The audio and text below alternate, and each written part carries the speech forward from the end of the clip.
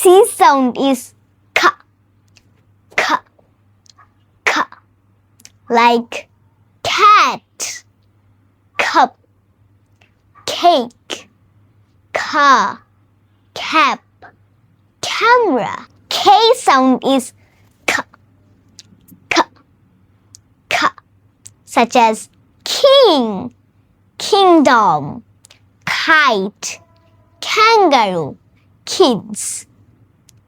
Q sound is K, K, K. So there's a magical relation of these three letters. C sound is K, K sound is K, Q sound is also K. So K-I-N-G is king, but C-I-N-G is no word. So there are so many words with Q like quail, quill, queen, quick, quiet.